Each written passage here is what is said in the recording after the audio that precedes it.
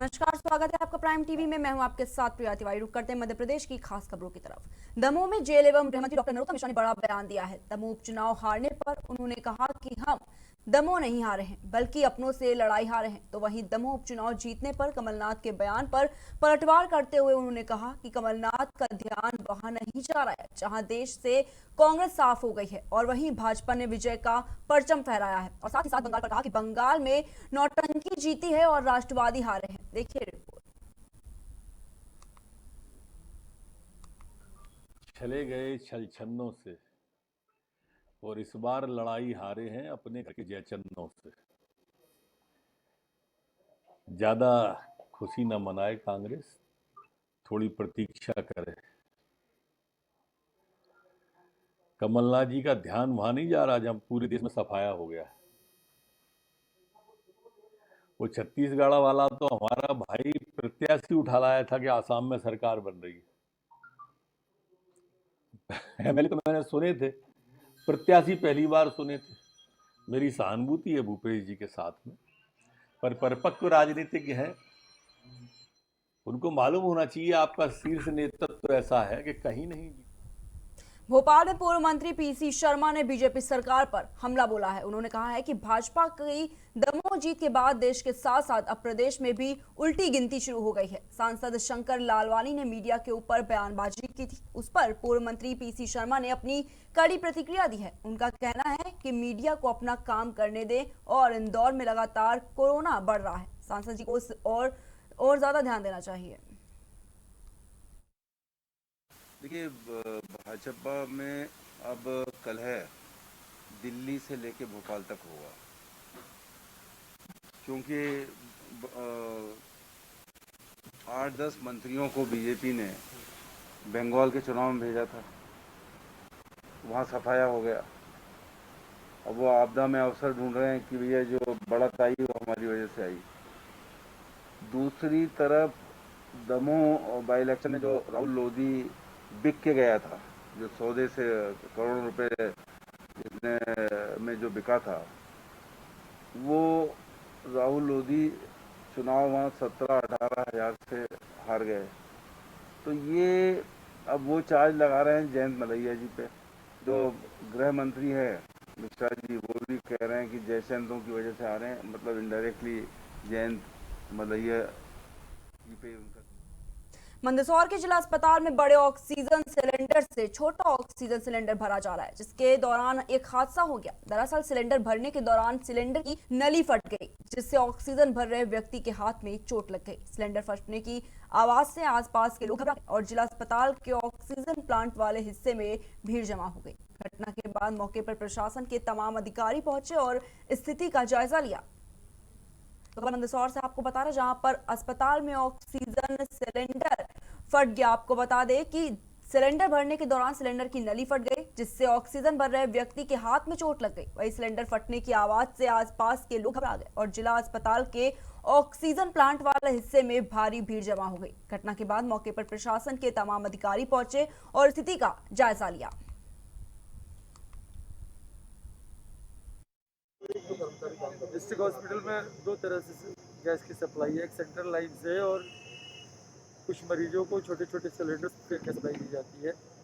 छोटे सिलेंडर्स की रिफिलिंग जो होती है बड़े सिलेंडर से की जाती है।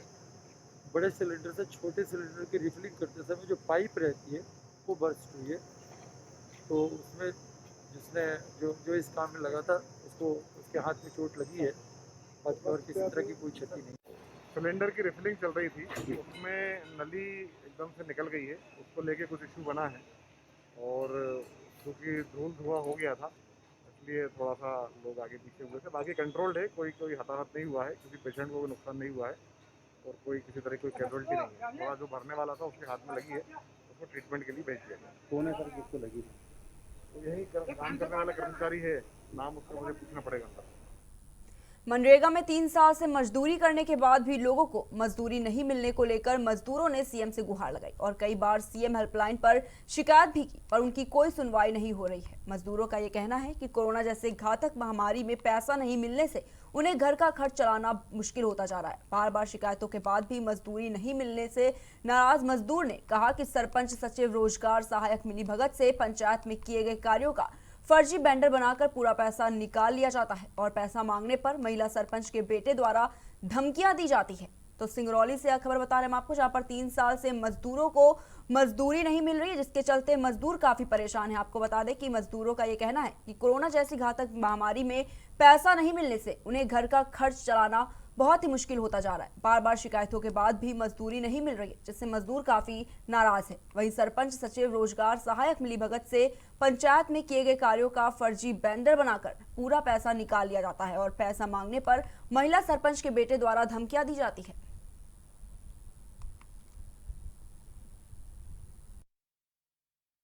हमारे यहाँ मजदूरी तो नहीं मिला सर। तो वैसे कितने लोग हैं आपके घर के आसपास की जिनकी मजदूरी ना मिला होगा? 12 लोग जिसमें आंगनबाड़ी में काम किए हैं। तो 12 लोग काम किए तो हम पूछन कि सेक्रेटरी साहब कि हमारा आज तक मजदूरी नहीं देते हो, तो कहें कि अरे हो गया, कोनो काम खुलेगा तो आपका एडजस्ट करेंगे और इसमें का पैसा चुक गया है। तो हम कहे ठीक है। फिर फोन जब काम चालू हुआ तो उसी में गए तो कहें 2-3 दिन आ जाना तो तुम्हारा एडजस्ट इसमें करेंगे। ये करते करते अपना दिन बीता। बढ़ते कोरोना वायरस के चलते चिकित्सा शिक्षा मंत्री विश्वास सारंग ने लिखा कि रेलवे प्रशासन को पत्र लिखते हुए बोला कि कोच फैक्ट्री में स्टाफ कम बुलाया जाए, क्योंकि यहां काम कर रहे कई कर्मचारी कोरोना पॉजिटिव हो चुके हैं। तो वहीं साथ ही साथ दमोह उपचुनाव और पश्चिम बंगाल चुनाव को लेकर सारंग ने कहा कि चुनाव में हार होने से भाजपा की स्थिति बिगड़ी नहीं है और दमोह में जनता ने जो फैसला किया है हम उसे स्वीकार करते हैं और 5 राज्यों में बीजेपी ने भी कई सीटों पर जीत हासिल की है।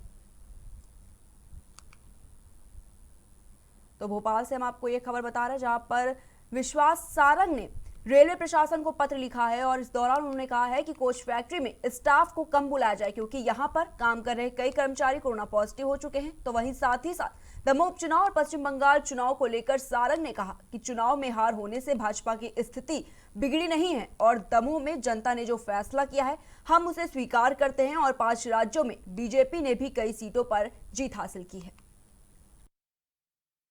मैं पहले भी कह चुका हूं कि जनता के आत्मानुशासन के कारण और सरकार के सब प्रयासों के कारण हमने जो कोरोना की संक्रमण की चेन बहुत तेजी से बढ़ रही थी उसको मध्यम करने में, उसको धीरा करने में सफलता अर्जित की है। पर अभी संक्रमण समाप्त नहीं हुआ है, इसलिए जनता से सरकार की यही अपील है कि हम स्वयं इस बात को सुनिश्चित करें कि हम अपने और अपने परिवार को इस संक्रमण से रोकेंगे और ये सुनिश्चित करेंगे कि हम इस चेन को ब्रेक करें।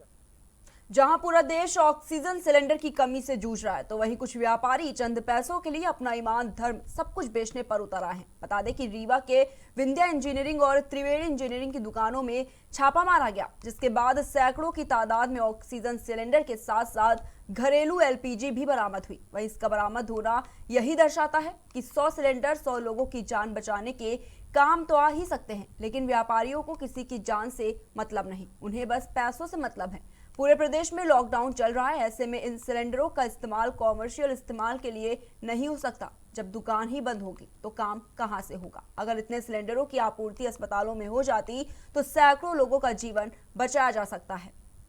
तो खबर रीवा से हम आपको बता रहे हैं, जहां पर कालाबाजारी का मामला सामने आया है। आपको बता दें कि ऑक्सीजन सिलेंडर से जहां एक तरफ मरीज जूझ रहे हैं, तो वहीं दूसरी तरफ व्यापारी इसकी कालाबाजारी करते हुए पीछे नहीं हट रहे हैं। आपको बता दें कि कुछ व्यापारी चंद पैसों के लिए अपना ईमान धर्म सब कुछ बेचने पर उतर आए हैं। रीवा के विंध्या इंजीनियरिंग और त्रिवेणी इंजीनियरिंग की दुकानों पर छापेमारी की गई, जिसके बाद सैकड़ों की तादाद में ऑक्सीजन सिलेंडर के साथ साथ घरेलू एलपीजी भी बरामद हुई। वहीं इसका बरामद होना यही दर्शाता है कि 100 सिलेंडर 100 लोगों की जान बचाने के लिए काम आ सकता है, लेकिन व्यापारियों को किसी की जान से कोई मतलब नहीं है। जहां पूरे प्रदेश में लॉकडाउन चल रहा है, ऐसे में इन सिलेंडरों का इस्तेमाल कॉमर्शियल इस्तेमाल के लिए नहीं हो सकता। जब दुकानें ही बंद होगी तो काम कहां से होगा।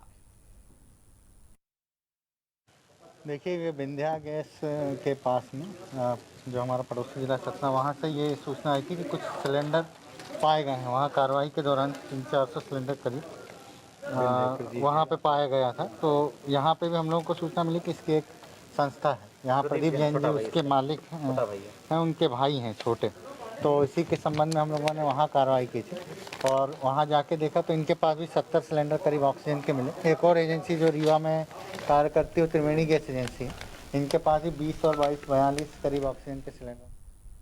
खबर इंदौर से है, जहां कोरोना कर्फ्यू के दौरान बेवजह बाहर घूम रहे लोगों को तहसीलदार बजरंग बहादुर सिंह ने ऐसी सजा दी जिसे देखकर सब हैरान रह गए। तहसीलदार ने सभी को मेढक की तरह सड़क पर कूदते हुए चलने को कहा। वह इस दौरान सोशल डिस्टेंसिंग का पालन भी नहीं हुआ।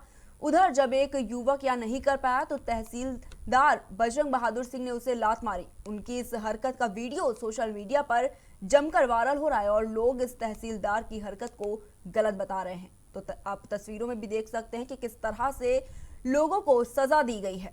इंदौर से खबर बता रहे हैं आपको, जहां पर तहसीलदार का मानवीय चेहरा सामने आया है। आपको बता दें कि कोरोना कर्फ्यू के दौरान बेवजह बाहर घूम रहे लोगों को तहसीलदार बजरंग बहादुर ने एक अजीब ही तरीके की सजा दी है। आपको बता दें कि तहसीलदार ने सभी को मेढक की तरह सड़क पर कूदते हुए चलने को कहा। वहीं इस दौरान सोशल डिस्टेंसिंग का पालन भी नहीं हुआ। उधर जब एक युवक यह नहीं कर पाया तो तहसीलदार बजरंग बहादुर ने उसे लात मार दी। उनकी इस हरकत का वीडियो सोशल मीडिया पर जमकर वायरल हो रहा है और लोग इस तहसीलदार की हरकत को गलत बता रहे हैं। दमोह उपचुनाव में कांग्रेस से मिली शिकस्त के बाद भाजपा नेताओं के सुर जयंत मलैया के विरुद्ध उठने लगे हैं, जिसको लेकर मलैया मीडिया के सामने आए और उन्होंने अपना दर्द साझा किया। मलैया ने कहा कि इससे पहले वह चुनाव हारे थे और उनके सामने उन्हीं की पार्टी का प्रत्याशी खड़ा था, इस कारण से वो चुनाव हारे थे। लेकिन उन्होंने किसी पर आरोप नहीं लगाया और हार हो तो हमें स्वीकार करना चाहिए और जीत हो तो भी उसे सहर्ष स्वीकार कर लेना चाहिए। इसमें किसी पर आरोप प्रत्यारोप नहीं करना चाहिए। देखिए, चुनाव होता है, कोई जीतता है, कोई हारता है। अगर हम हार जाएं तो मेरा मानना है कि हमें उसको जब्त करना चाहिए और जीत जाएं तो जैसे कहते हैं अपने उबराना नहीं चाहिए। मैं भी 7 चुनाव जीतने के बाद पिछला चुनाव श्री राहुल सिंह से 790 वोट से हार गया। हालांकि मेरे पास तो बताने को वैध कारण भी है कि आदरणीय डॉक्टर रामकृष्ण जी कुसमरिया खड़े हो गए, हमारे सांसद रहे हैं 5 बार और उनको 1100 से ज़्यादा वोट मिल गया और मैं 790 वोट। मध्य प्रदेश के मुख्यमंत्री शिवराज सिंह चौहान द्वारा विश्व प्रेस स्वतंत्रता दिवस पर अधिमान्य पत्रकारों को फ्रंटलाइन वर्कर का दर्जा दिए जाने के फैसले का नरोत्तम मिश्रा ने स्वागत किया है और कहा है कि ये बहुत जरूरी था, क्योंकि पत्रकार भी अपनी जान खतरे में डालकर फील्ड पर कार्य करते हैं और आम आदमी की आवाज उठाकर सरकार तक पहुंचाते हैं। तो वहीं बंगाल चुनाव को लेकर उन्होंने कहा कि चुनाव के पहले भी कोरोना था और कोरोना संक्रमण को चुनाव से नहीं जोड़ना चाहिए। तो चलिए सुनाते हैं कि नरोत्तम मिश्रा ने और कुछ क्या कहा है। मैंने पहले भी कहा था कि जिस तरह से हमारे सफाई कर्मचारी, स्वास्थ्य कर्मचारी, पैरामेडिकल स्टाफ, पुलिस के हमारे कर्मचारीगण फ्रंट लाइन वर्कर है, प्रेस के कार्यकर्ता भी अपनी जान जोखिम में डाल के दिन भर घूमते, भूखे प्यासे घूमते, एक एक बाइट के लिए जनता की बात सरकार तक पहुंचाने और सरकार की बात जनता तक पहुंचाने का सर्वश्रेष्ठ और सबसे मजबूत माध्यम प्रेस है। और अगर यही लोग फ्रंटलाइन वर्कर में नहीं होंगे तो इनका भी अपना परिवार है, इनके परिवार को भी डर लगता है जब परिवार का मुखिया बाजार में होता है। तो जब हम बाकी सबको रोक रहे हैं, ये बाकी के रोकने की खबर दिखा रहा है लेकिन खुद फ्रंटलाइन वर्कर में नहीं है, ये फ्रंटलाइन वर्करों की वो दिखा रहा है, तो इसके परिवार के लोग हैं। आज मुख्यमंत्री ने निर्णय। फिलहाल के बुलेटिन में इतना ही। देश दुनिया की तमाम बड़ी खबरों को देखने के लिए देखते रहिए प्राइम टीवी।